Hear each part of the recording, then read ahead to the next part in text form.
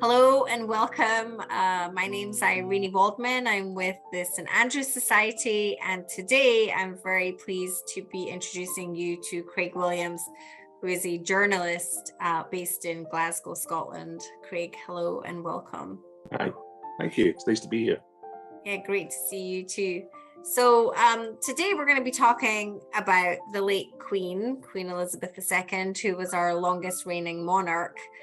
And we're very interested to understand how the Queen was portrayed in Scotland. Can you maybe share a little bit about how Scotland is envisioning the Queen when she was alive? It's been quite a strange time, and we've only just got round to doing this together a week after the funeral. And if you're following events in Britain over the last few days, you'll know that things have set back very, very quickly to sort of everyday events. There's a financial crisis going on. So it already feels like a very long time ago. But I think anyone who remembers it will remember it almost in the same sort of way that we'll look back and remember lockdown. It's like a 10-day period that was very different from anything that we'd expected or that we'd experienced before. I mean, as has been pointed out repeatedly, in order to have a very good memory of a coronation or the death of a monarch, what happens next leading up to a coronation, you have to be probably at least about 80 years old. So very few of us have experienced this.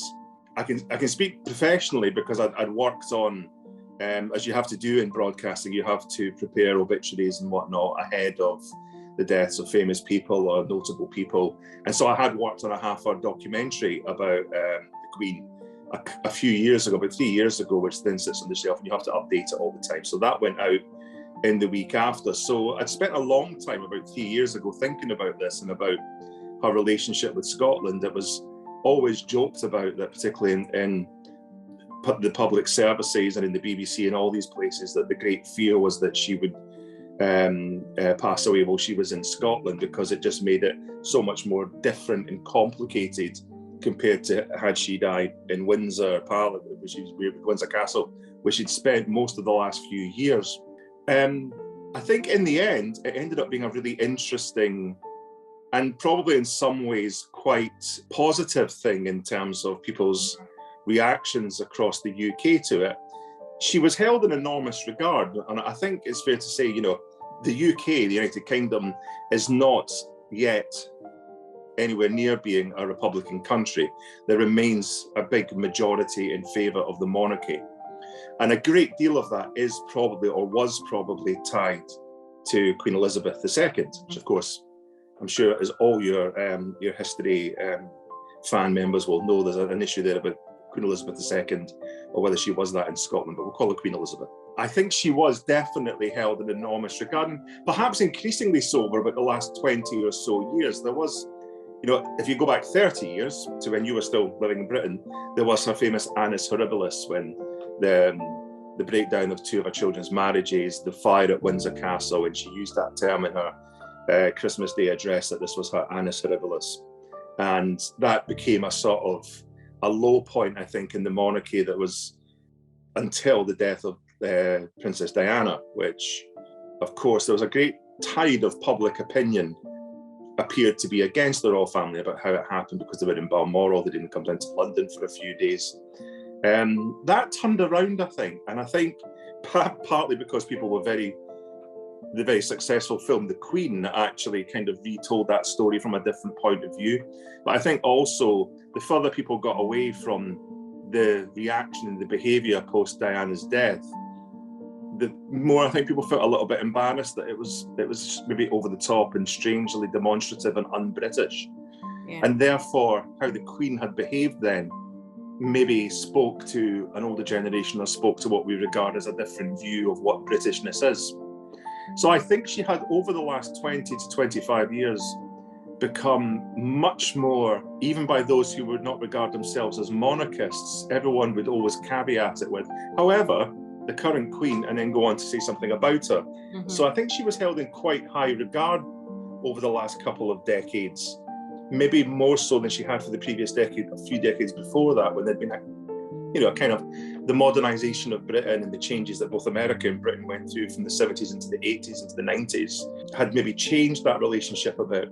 But certainly the outpouring of sentiment around her death showed you that this was someone who was held in incredible regard right across the UK. I mean, in terms of Scotland, so she died here. It had become increasingly more likely perhaps that that would happen because she really, really did appear to love Scotland and Balmoral. And now there are many different, as you know, there are many different Scotlands. In case the others don't know, you and I grew up and went to school together. So there's the Scotland that we knew in Edinburgh in the 1980s and 90s. I live in Glasgow, which is a much larger post-industrial city with a lot of the problems that brings with it. You have the southwest of the country, which is almost forgotten about by everyone, a very rural cut-off area. And then you have the Highlands, which are also very different from the Cairngorms and the part of the Highlands where she had the house at Balmoral. So her kind of understanding and the Scotland that she knew was very different than you would get from many people's ordinary lives. But she undoubtedly had an enormous affection. She loved the countryside up here. She loved Balmoral Castle. It was where she came every summer. Since she was a child. And of course, her mother was Scottish.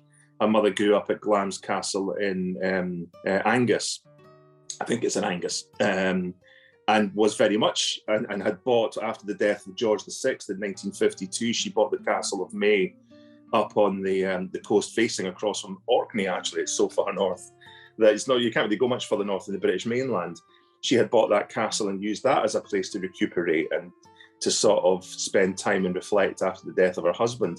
So I think it's fair that Scotland, or the Scotland that she knew and understood, was very much woven into her life. Mm-hmm. And it became a kind of, particularly in journalistic circles and in political circles, it became, I think, known over the last decade or so, as much as you could know these things, that she was happy to be here, and that if she were to pass on when she was in Scotland, she would have been quite happy with that. That it was the part of the country that meant a great deal to her.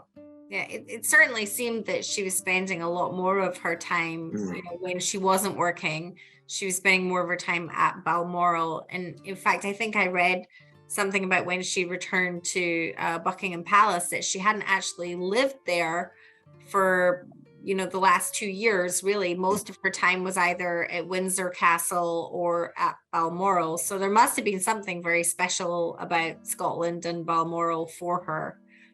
I think so, yeah. I mean, there's always the traditional Christmases that they have at Sandringham. And I think there's a sort of element of they have to go to parts of the country that, you know, they have links with and whatnot. I often wonder whether Sandringham was also quite because her father died at Sandringham, and I always wondered whether that, you know, meant the place had both a special tie for her, but also a sort of slightly sad kind of connection for her as well. Certainly, yes, lockdown, she spent largely at Windsor, and partly in a cottage in the estate. Of course, her husband, Philip, died just over a year before she did, about 16 months before she did. Everyone remembers it also became a huge political scandal subsequently. You know, her sitting by herself during lockdown at his funeral, and it was a very poignant picture. You know, it said a great deal about her station in life by that stage where she was, but also the fact that she played by the rules, played by the laws around lockdown, and did her duty, which I think was a word that was used a lot in recent weeks. But so I believe that Windsor, you know, had become largely the home, but certainly when she could, for the summer and for an increasingly longer section of time, she spent it at Balmoral. When she came to Scotland in the summer, and I've no doubt that this will continue with Charles III, the new king, that she has to go. There's the Royal Week at Holyrood House, or the Palace of Holyrood House, as it's properly known, in Edinburgh. But that's like Buckingham Palace. That's kind of the office. That is her official home in Scotland, or was her official home. It's now her son's official home in Scotland. But it's not the place that they go to relax. Balmoral was private to them. It had been bought by Queen Victoria after the death of Albert. It was a place for her to go and reflect and disappear and live a quieter life. And it does seem, by all accounts, I mean, there's always an element of spin in how organisations at the Royal Family, the Palace rather, is a very clever organisation in terms of its public relations. So there were occasionally films made showing their life there. But it does seem to be the case that, you know, they walked more freely, they spent time more freely. There's Prince Philip's famous barbecues, much more private. It's a huge estate. I think it's about it's tens of thousands of acres. It's an enormous chunk of the country, and it is a very empty chunk of the country. You know, it's abutting the Cairngorm Plateau. It's incredibly beautiful. I've only been up that way a couple of times. I must go and see it again because my son's just gone to university in Aberdeen, and I think I must use the example to try and go around that area a bit more, because it's stunning. And I remember one autumn day I drove over the Lech, as it's called, the road that bisects the area, and it's like nothing you've ever seen. It's picture postcard Scotland, because it's less wild and exposed. Well, it is quite exposed, but than the West Highlands, and less wet than the West Highlands. Right. So it's very rolling, but very, very rugged at the same time. And she was she was much loved in the town of Ballater, which is the local town there, where the church, Cratty Kirk, is nearby, and all the shops that sort of serviced Balmoral were based in Ballater. And there was a genuine connection there, I think. You know, it's very easy to be cynical about these things, but I think the connection between the locals and her family was very, very real.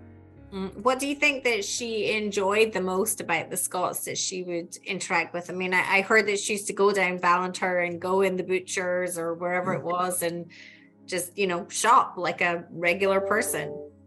Yeah, I mean, I think there's a strange duality about the royals, isn't there? There's the job, essentially. You know, she has a role, and her son has that role as the head of state. Enormous amounts of fuss, crenellations, foo-fa, whatever you want to call it, that goes with that, and a huge amount of things that they have to go to. But there was also, you know, I think it was, you know, George V, her grandfather, was the one who kind of tried to bring down the excesses of a very Germanic royal family of the Victorian and Edward VII era, and make them much more, well, for them, English, really, to be honest, much more sort of middle class almost in the way they behaved and their personal behaviour. And that came down, you know, her father was not in line to be king. Well, he was in line to be king, but he wasn't the heir to the throne. So she was brought up in a townhouse in London and went and was, you know, educated in London until so she was in her teen years. And then, of course, her life changed in her 20s enormously after the abdication. Well, the abdication happened when she was about 8, but then her life changed enormously, of course, after that.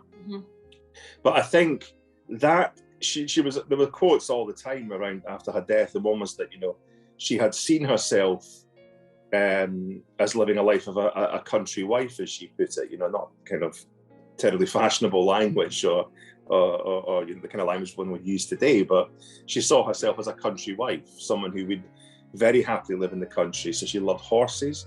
There's that great clip when some cows come into the stadium during I think it was the Olympics, the Commonwealth or whatever, and you see her go, "Oh, cows," and nudge Philip, because she's genuinely really loved animals, and she loved being out and about.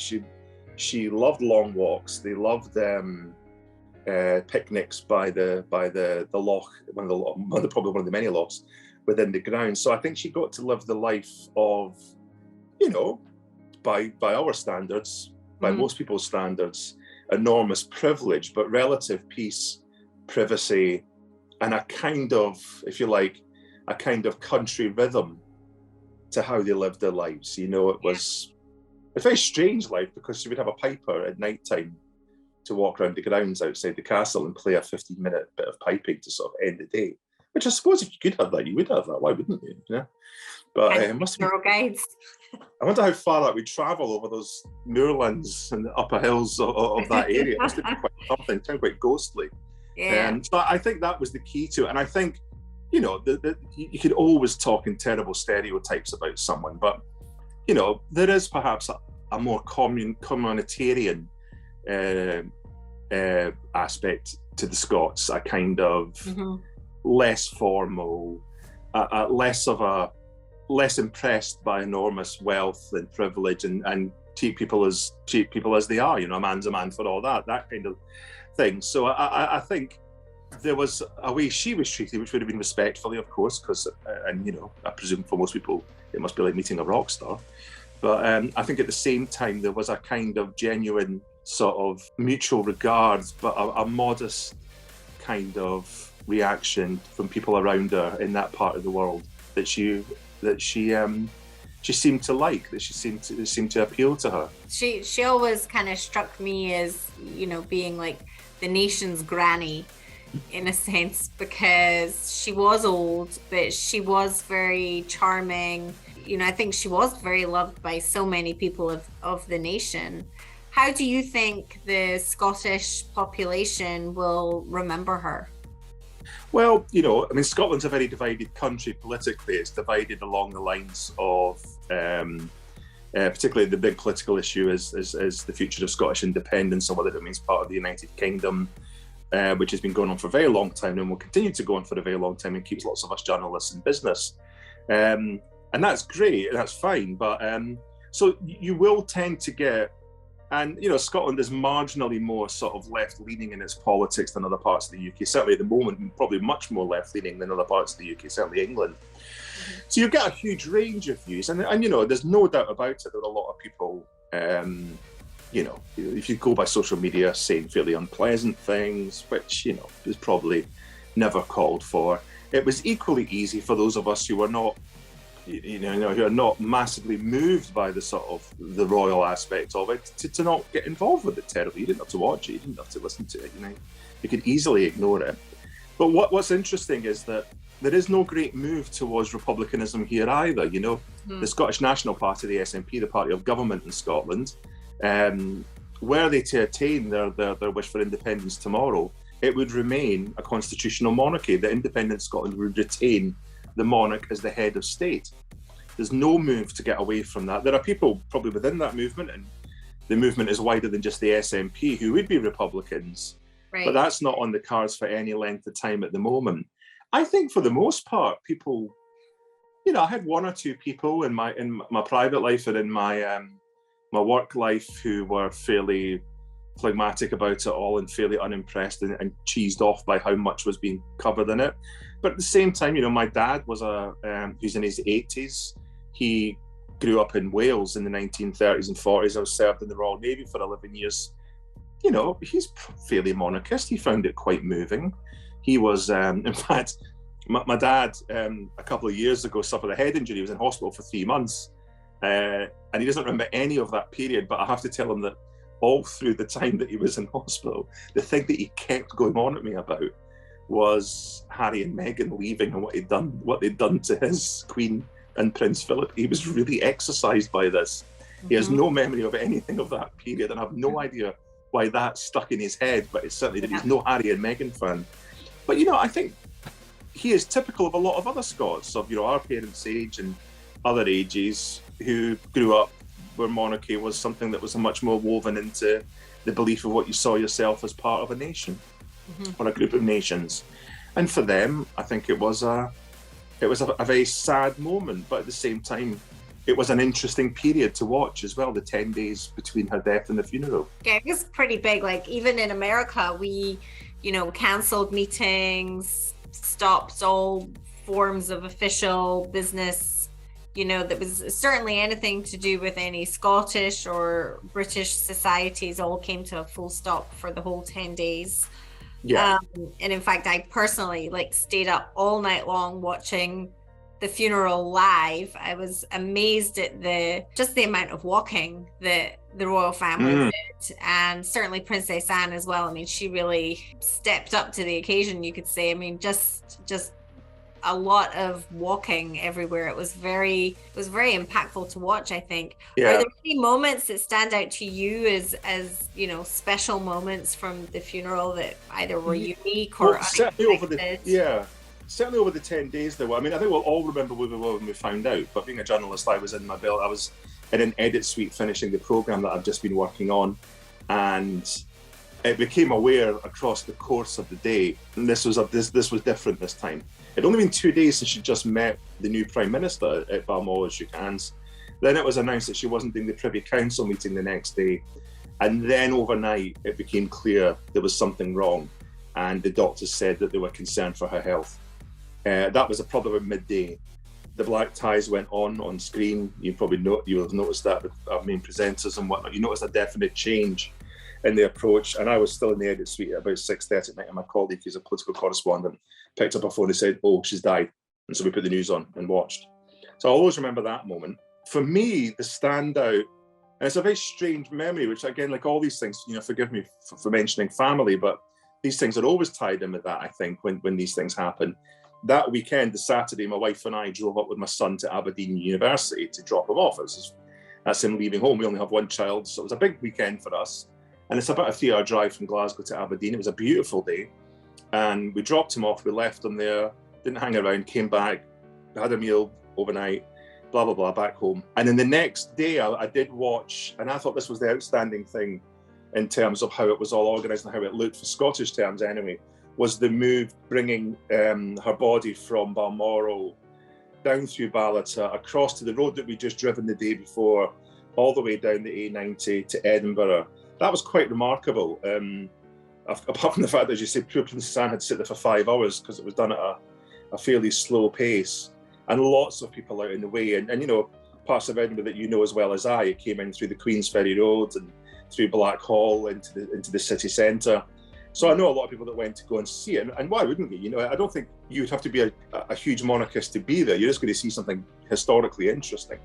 So there's a big crowd out to see that. And just when she arrived at Palace of Holyrood House, I thought that looked fantastic. I think I put it on Facebook, whether you saw it or not, but I put a photograph of Holyrood House, this grey stone building that's hundreds of years old, it's 500 years old, sitting under a lowering Scottish sky with the crags of Salisbury Crags behind it in Edinburgh. And I think they would have been, I don't know who I think they were from the Royal Regiment of Scotland and the Company of Archers, who are her bodyguard in Scotland, bringing her coffin out and into Holyrood House. That looked pretty fantastic. I don't mean to be glib about it, but you did look at that and think, wow, that's quite something. The way it was arranged, the way they did it, the kind of tone of it. It couldn't have been any more Scottish. And then over the 3 days or so, I think she was in Scotland until the Monday, till the Tuesday, I think. I can't quite remember the days now, they're all measured to one.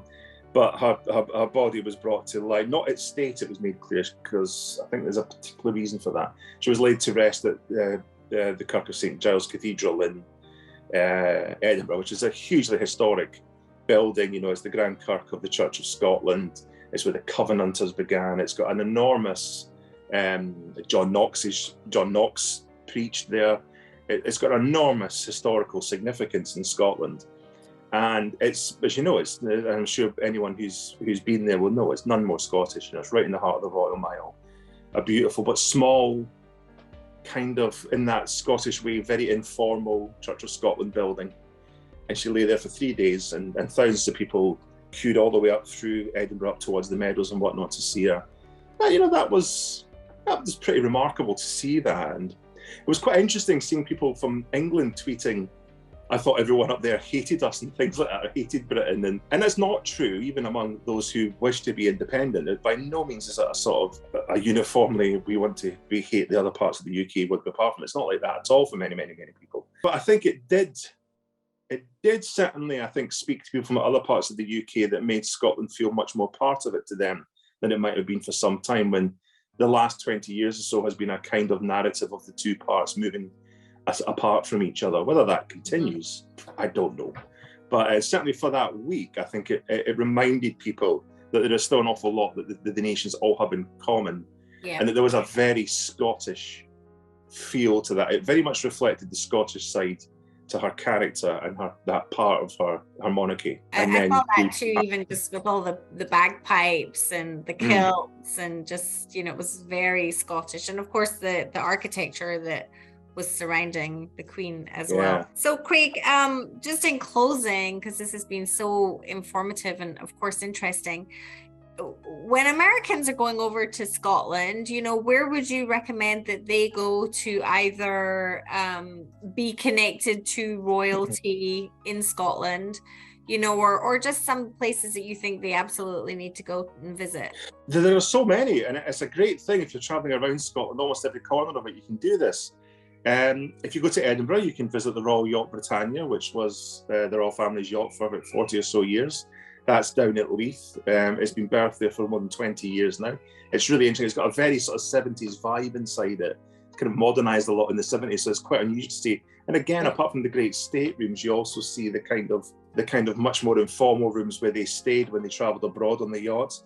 In terms of, I think if you want to relive what you saw during that week, you should visit St. Giles, but it's worth revisiting at any point. Yeah. Holyrood House is very much worth visiting. It also has a very good collection of paintings now in a gallery at the side of it, the Queen's Gallery, which had an enormous collection of art from all over the world. That's really, Holyrood House is a great place to visit. But definitely go, I mean, Balmoral is open for much of the year. You can go there, you can walk in the grounds, you have a right to walk through it. I think you can visit the house at times of the year. You can go and stay in a guest house at the Castle of May, which was her mum's house. Glamis is always worth a visit. It apparently has a ghost of a woman with her tongue torn out, according to legend. But a really great place to visit, and I only visited it for the first time a couple of years ago, is Dumfries House down in Ayrshire. Yes. Which is actually, it's really her son's doing. He brought it back. He worked very, very hard, King Charles as he is now, to bring Dumfries House back from absolute pretty much ruin. And it now, in the same sort of model as with his own estate at Highgrove, it now employs about 300 people in an area that had been devastated by the loss of the mining industry. It's a beautiful house. It's full of amazing stuff. Mm-hmm. And it has a really royal connection through the new king now. So you could go, I think, to remember the Queen, go to Balmoral, go to Holyrood House. To touch upon the new king, go and have a look at Dumfries House, because a lot of it's done in his interest in environmental issues and sustainable issues, while at the same time being an absolutely stunning place to visit. That's wonderful. Well, Craig Williams, thank you so much for your time here today. It's been an absolute pleasure to just talk with you, and I really appreciate your time. Thank you. That's very kind. Thank you very much. Take care.